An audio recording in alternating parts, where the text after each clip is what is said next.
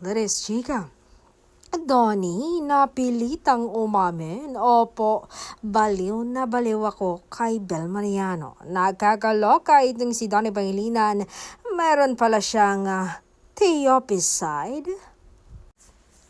Imagine isang simpleng tanong lang ay parang kinabog siya sa dibdib at hindi niya masagot ng diretso when one reporter asked kung crazy siya kay Bel Mariano na leading-lady niya sa Tayo sa Wakas. Ay halatang kinabahan si Donnie. Nakakahiyang sumagot kasi ang daming tao. Nahihiya naman ako, say ni Donnie na ikinaloka ng movie press.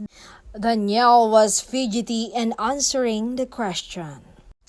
Ilang beses pa siyang kailangang tanungin, ang say lang niya ay nahihiya ko. Shy type kaya ako. Siyempre ayaw paawat ang mga reporter kaya kinulit siya. Apparently exasperated, napilitan lang. Yatang sumagot si Donnie sa nasabing tanong. Oo na, sige na po, opo, pasigaw niyang sagot na tinilian ng Dunbell fans na naroon din sa press con. What happened to Donnie Pangilinan? Meron ba talagang siyang shy side? Or was it just a ploy? Parang ngayon lang kasi namin siyang nakitang naduwag sa isang very simple question, huh?